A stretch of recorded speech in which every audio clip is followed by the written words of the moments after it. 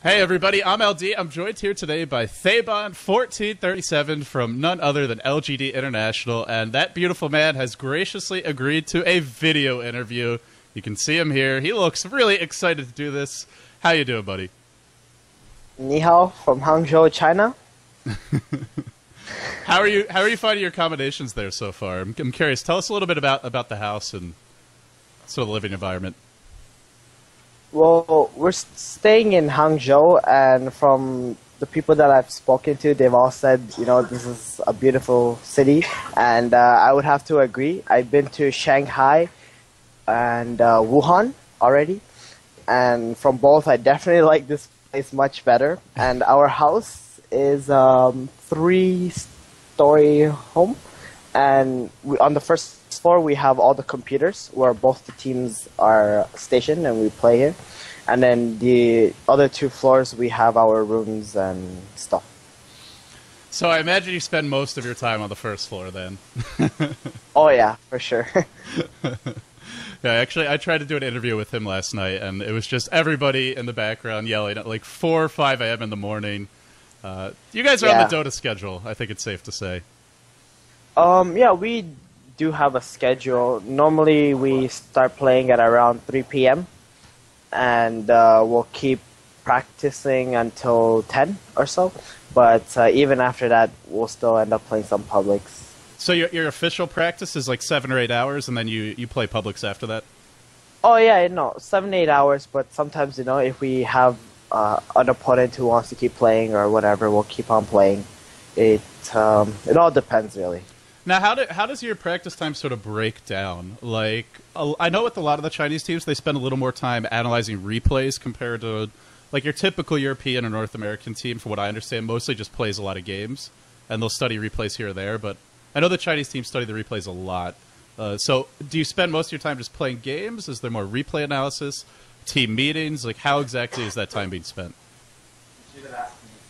Well, when we play, we'll just keep on playing or whatever, and then when we have time in between games or after a game while we're picking or whatever, some of us will watch some replays and see what went wrong in the game or what went right and these stuff, but mostly what went wrong so we can fix it for the next game. And when people aren't playing matches or whatever, we'll sit here, either play public games or analyze our replays, see our own mistakes, and improve on that.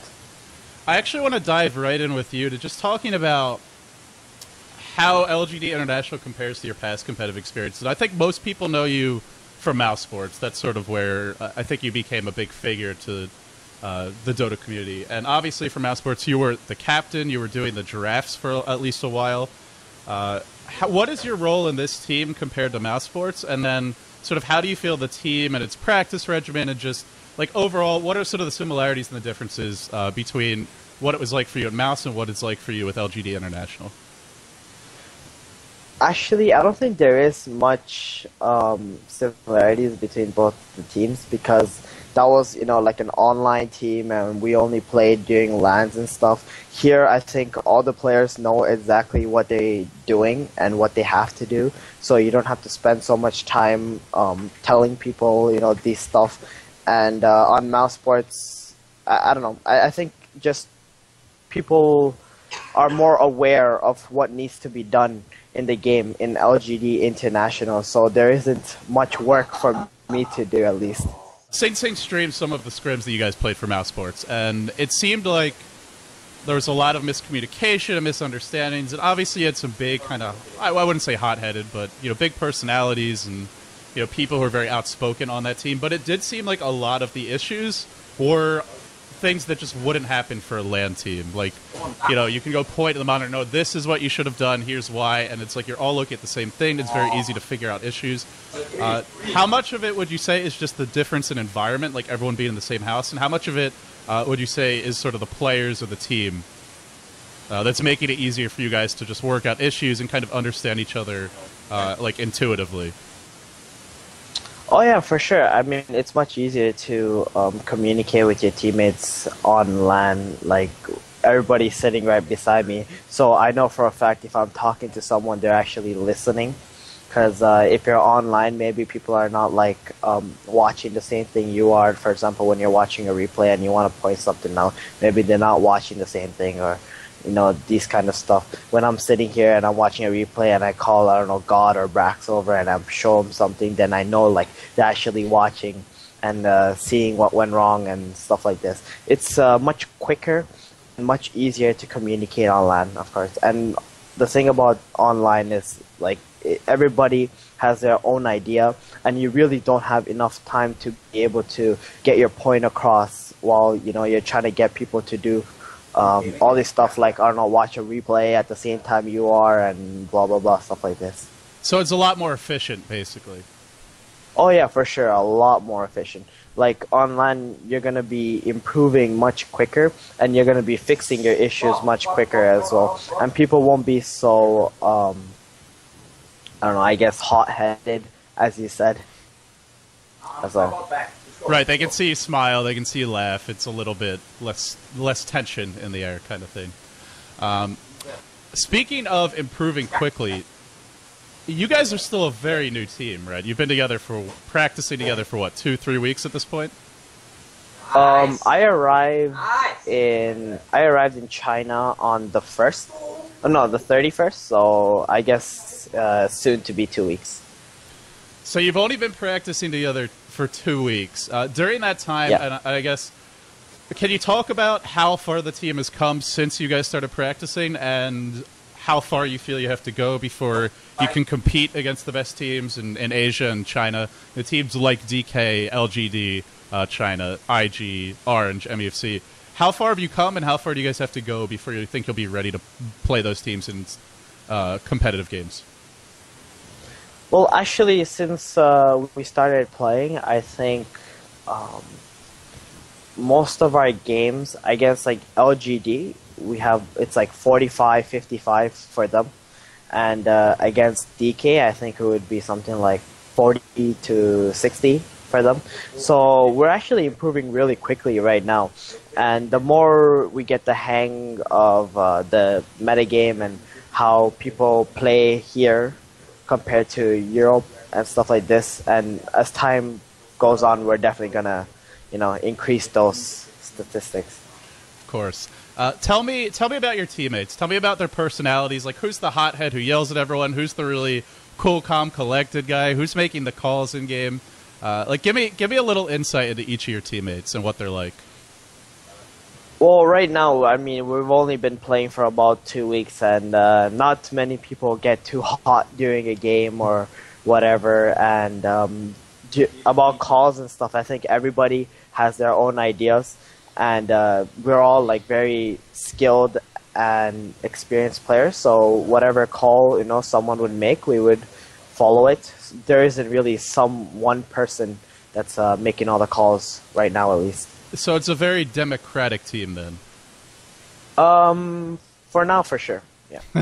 Do you think that might change in the future, or are you pretty happy with how it's going so far? I'm not saying that it might change in the future. Like right now, I think we still don't know exactly what it is that's our style, or how we should be playing. Like, or what the best way for us to play is. Like, we have an idea, but it's not something concrete. So you're still figuring out kind of like what your team identity is. Are you going to be like the old DK where it's all about like get burning farmed, 4 protect 1? You're still trying to figure out what kind of style fits you. Exactly. That's exactly it. Cool. So you and PieCat are both former captains. PieCat was captain for CLG. You were captain for Mouse Sports. Uh-huh.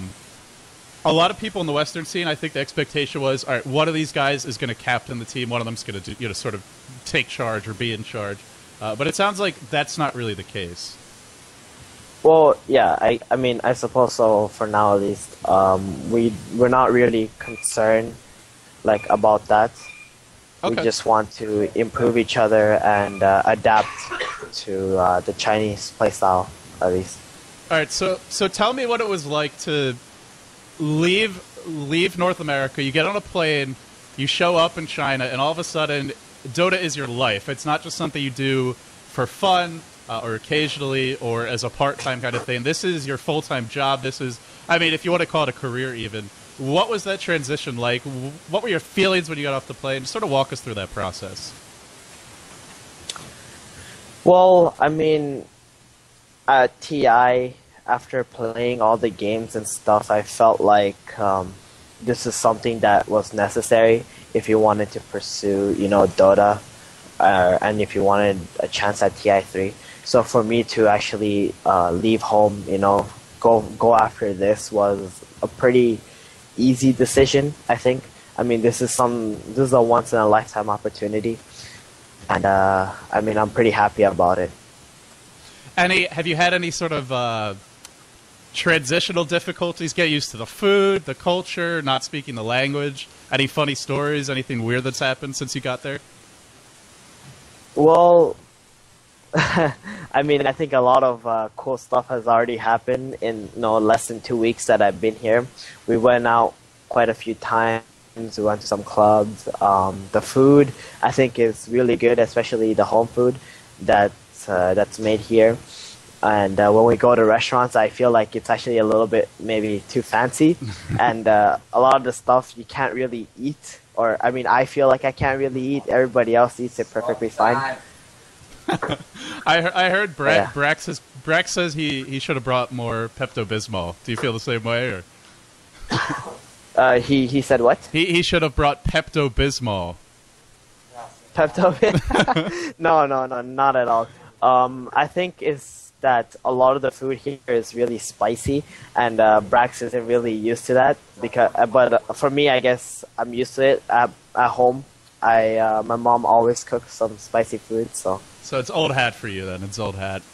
I was told by Brax I have to ask you about Wuhan. I don't know if I'm pronouncing that correctly. Can you tell? Wuhan, yeah. Can you tell us about Wuhan? Wuhan. It was the next day after I arrived. We went there for 2 nights and 3 mornings, where we were actually there just to hold a flag during some ceremony, and then we said hi. Or I said hi. Once in an interview, I said hi. I'm 1437 from Canada, and I play for LGD Int. And that was basically it, but we made the best of it. We went out to the club that night. I saw what a real Chinese club was like. I thought it was pretty cool. Are you a bit of a celebrity there? Like, I know, for example, in StarCraft, like the top StarCraft pro gamers in Korea are celebrities. Like Flash, Boxer are like national celebrities. Is it kind of the same thing with Dota players in China? Well, I don't know, but in Wuhan when we went there, it was for something else. It wasn't Dota related at all. It was like this Chinese-Korean connection thing, and the games played there were like Warcraft 3 and League of Legends and stuff like that. Dota 2 wasn't like even a game, but I don't know. We went there to hold some flag or something like that. But yeah, it was quite interesting. I'm sure you held the flag damn well.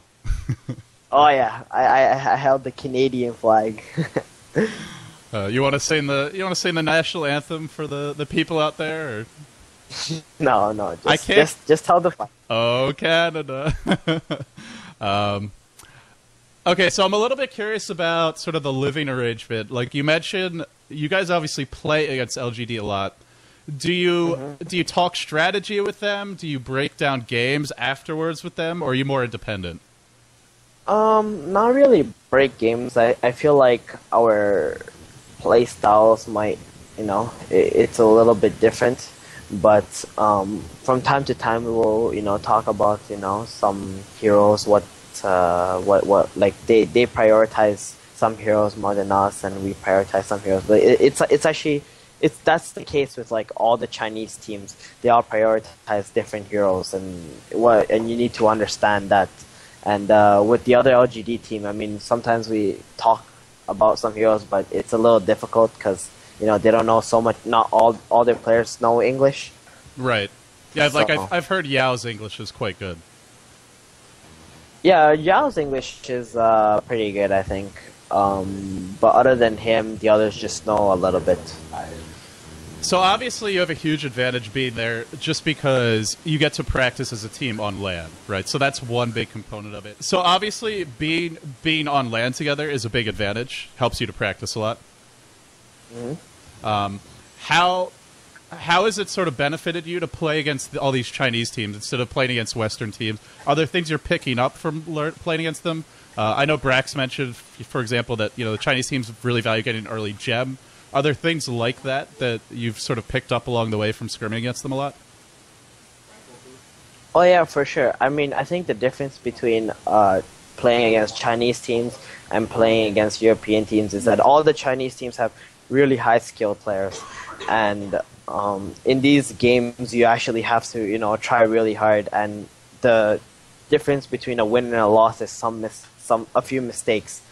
And in Europe that's not the case, where you can make a bunch of mistakes and you can still come back into the game if you're like a slightly better than your opponent, or you have some better strategies or some better movements or some little smoke gang that will win you some team fight. Where Right. in China that's not the case. Like everything matters. Like you make one little mistake in a trial lane, you make one little mistake in a duel, and that will cost you the game. So you got to play mistake-free Dota, basically. That's what it comes down to.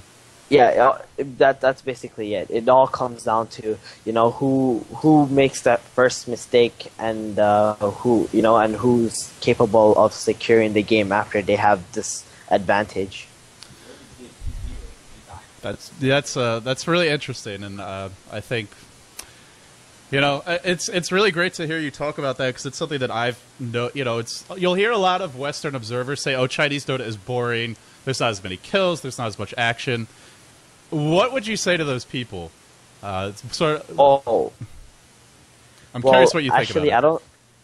I wouldn't say Chinese Dota is boring at all, because in all these scrims and games that we've been playing, there has definitely been a lot of action, and I think the metagame is switching more towards that right now. At least people are playing much more aggressive heroes. But I mean, this is online after all. On LANs, people tend to play much more safe, where they would pick carries or prioritize carries first to try to secure this late game and then try to focus on other stuff. But right now, at least online and in these games that we have been playing, it's very, very aggressive. And to those people who think, Chinese Dota is boring or whatever, and European Dota has so many kills or a lot of actions and stuff, a lot of those actions are just mistakes that, force you to play force you to fight in some random situations where it shouldn't even happen to begin with. So that's basically it. You heard it, guys. You heard it from the man himself. It's cool to hear you say that, because it's something I've personally felt for a while, and it's great to see sort of the transition and the respect for mistake-free Dota. I guess on a slightly different topic, how is you mentioned that you've gone out to some nightclubs there. Like, can you describe a typical day outside of your practice regimen? Like, what do you guys do for fun? Where do you go? Have you been sightseeing? Do you try and pick up girls at the bar? I mean, what's the nightlife like there? Well, it depends. I mean, for the most part, we just try to play or whatever, and sleep. We do a lot of sleeping. During the night, we'll go out to eat. I don't know, sometimes we go out to eat at like 2, 3 a.m. or whatever, and maybe once or twice a week, some of us would go to like a club or whatever, and drink, have fun, meet some girls, stuff like this. I mean, we haven't really gone sightseeing or anything like that, but maybe we will later on. How does your social life there compare to the other? I'm curious about the LGD Chinese squad. Do they go out a lot too, or what's their sort of free time like? I think they're the same. They always go out to eat. We would actually go out with them too, sometimes. And some of them like to go get massages or whatever, and just go out and have some fun. Funny stories, basically, especially with the language barrier there. Any funny stories? That's I think when we were at Wuhan and we went to the club, people were trying to speak to the Chinese girls, and it was very hard because it's very loud and whatever. So what ended up happening is they were using Google Translate at the club. Did it work? So I don't know, like in an hour they got like maybe 3 questions across, like what's your name, what are you doing here, when are you leaving? Maybe that's about it. Hey, they spent an hour doing it. They must have liked you guys. Yeah. I mean, it's hard, it's an iPhone. You gotta, make sure all the right, words are in, and when it translates, the right words got across and things like that. That's awesome, man. And I'm sure there will be many more moments like that in your future until you learn Chinese. Yeah, for sure. I mean, I'm pretty sure there may be more funny stuff. Yeah, there's definitely some funny stuff that happened, but I just can't recall all of it. Yeah, I've heard about that. One of you guys said you're actually going to be taking Chinese classes. The teams. Oh yeah. We were supposed to have Chinese class like during this hour, but the teacher had to cancel because she had to do something. So yeah. So we will start tomorrow. How motivated are you? Is that something you really want to do? Of learn Chinese, or are you just sort of like, oh, I have to do it? Is that something that really interests you? I don't think it's like you have to do it or whatever, but I'm quite motivated to learn, Chinese. Like I'm the type of person who likes to learn. I'm very curious about a lot of things. So I think it would be a really fun experience, especially if you can start communicating with some people. I think maybe after even learning Chinese here, I will learn or proceed to learn more in the near future. Obviously, you got to learn all the profanity. That's the big one. Oh yeah, for sure. That's the first thing everybody learns in the language. Speaking of learning the language, something I think a lot of people have seen. Like, there's a video of RTK just screaming at his opponents on LAN. This was, God, it might have been a year or two ago. The Chinese teams are very vocal on LAN, and it was actually a big difference between, like, I know some of the Western teams really struggled with communication at the International. Could you talk about sort of that, and are you guys adjusting to it well? Are you a lot more loud than you used to be when you first got there? I think I know exactly what you're talking about. When we're playing here with everybody, I think back home people, wore headsets and they would talk on Skype and stuff like this. We already started on the first day not wearing headsets and just, trying to talk to each other and stuff like this. And it's a new thing too. I mean, I used to play with sound and hear spells and stuff like this. And in Dota 2, you can hear some spells in fog and all this stuff. Like, you don't have this advantage, but I think this is good practice for when you are on LAN. Then you can actually hear people because you're already used to it, and you're also already used to the fact that you're playing without sound and stuff like that. Any trash talk from you guys? Do you yell at LGD if you're playing all together in the same room? Oh yeah, for sure. When we're playing, there's a lot of yelling and saying stuff like that. For sure. I'm telling you, man. We would play against LGD. We would play for something called the Cola Cup, where you play a BO3, and if whoever loses the BO3 has to end up buying like 2 boxes of Coke. For the other team.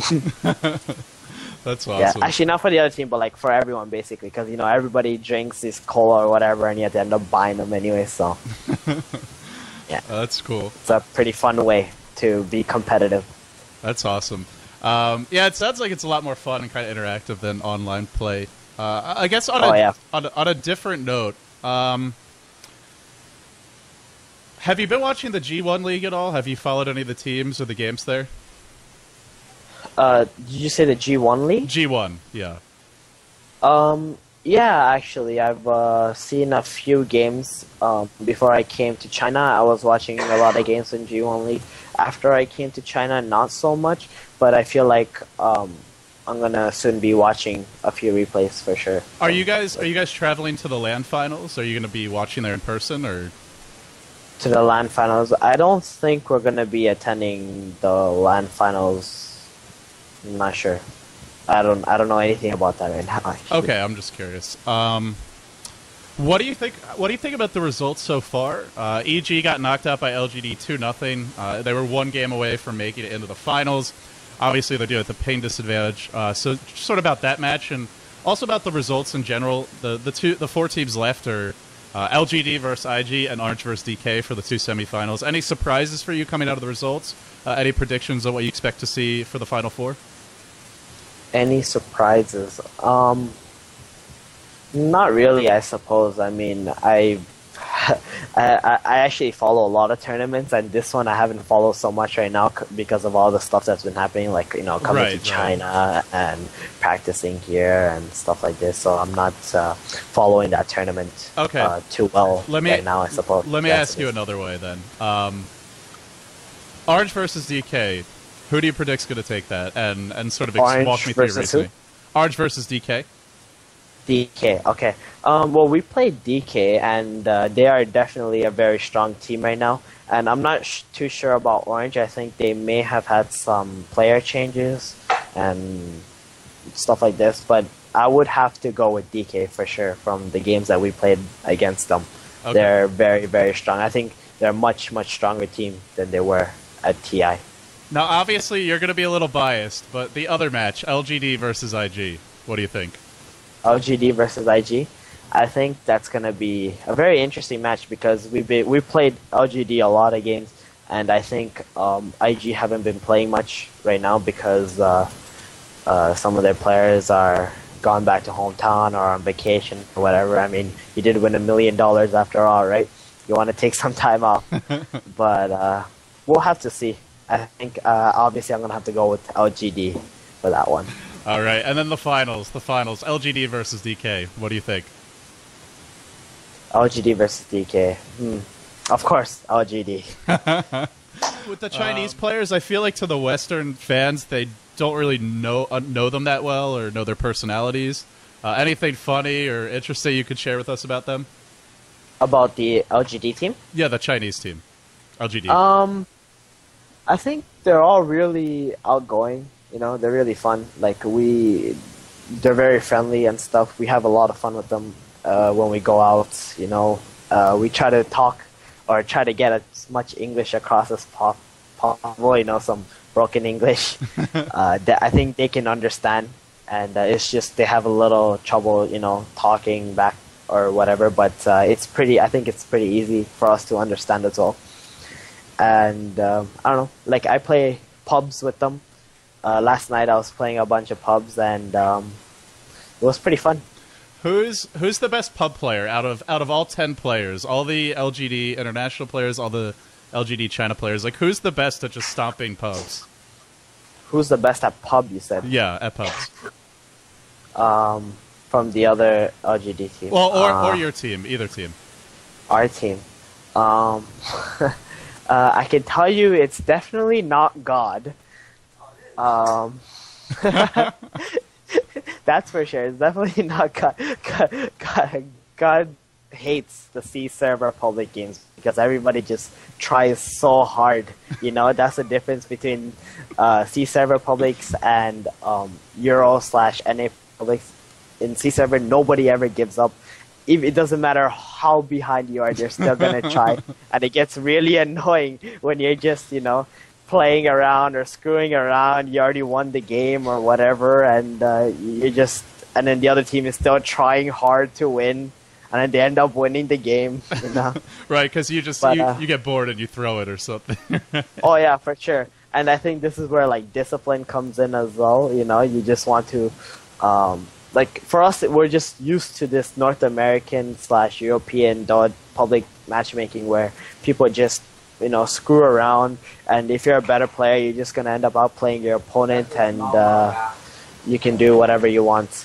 But yeah, I would if I want to say who the best pub player is, probably one of the, you know, Chinese guys, because when they play pubs, they still take it, you know, relatively seriously, where they want to end up winning the game because they're used to this C server matchmaking or whatever. They try. And actually, I've been, I don't know, I think I'm pretty satisfied with the C server matchmaking as well. The more I play, the more fun I have as well. I know you can actually do some real stuff, and your allies will be able to, you know, follow up, and your opponents are, you know, pretty high skilled as well. It sounds like it's actually, as far as pubs go, much better practice than North America or Europe.